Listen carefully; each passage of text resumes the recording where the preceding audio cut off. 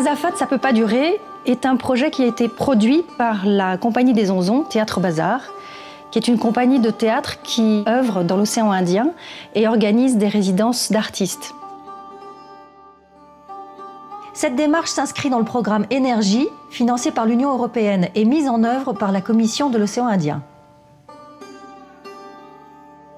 Le projet a démarré à Madagascar, où on a rapidement réalisé que le contexte était favorable à l'objectif que l'on s'était fixé. L'objectif du spectacle était de non seulement sensibiliser avec un discours, mais en plus de montrer qu'il est possible de réaliser ce type de projet artistique dans une démarche d'efficacité énergétique. Claire et Julien, qui sont plasticiens dans la compagnie, ont dans un premier temps ramassé des déchets dans la décharge située à côté de Diego Suarez. Tout a été fait en fait à base d'objets de récupération. Pour la lumière, par exemple, on a utilisé des lampes solaires.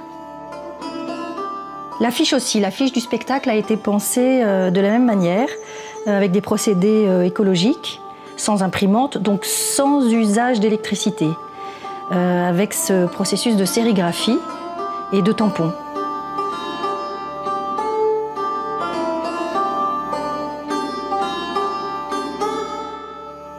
Pour la mise en œuvre de ce spectacle, on est allé chercher des comédiens, musiciens, auteurs, metteurs en scène originaires de l'océan Indien, de Madagascar, des Comores, de la Réunion et de France. Ensuite, un travail de plateau s'est mis en place avec des allers-retours entre l'auteur, les comédiens et le metteur en scène. L'objectif était non pas de faire un spectacle didactique, mais plutôt d'éveiller les consciences, de sensibiliser, de questionner comment on en est arrivé là et quelles sont les solutions. Pour l'équipe du spectacle, c'est important de jouer évidemment, mais aussi de rencontrer les spectateurs à l'issue des représentations.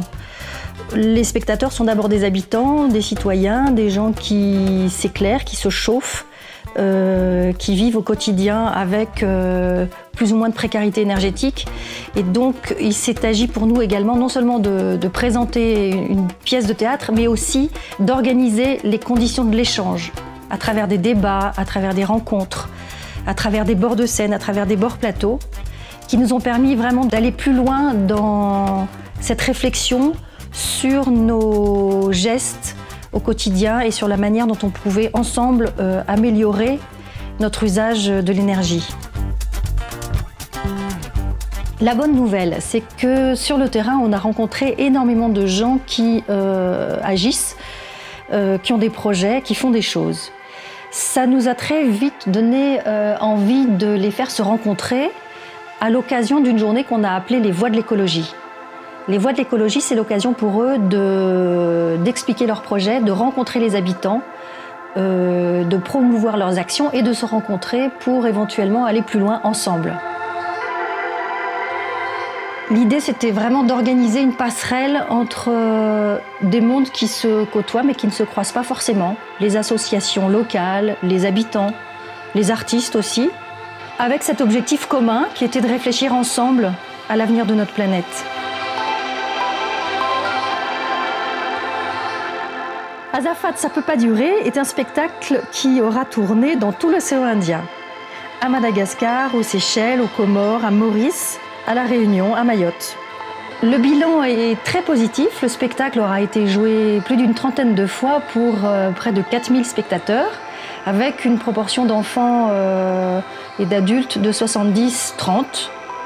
Il y a eu aussi énormément de médiation culturelle et d'ateliers de pratique artistique, une cinquantaine d'ateliers pour plus de 1000 participants.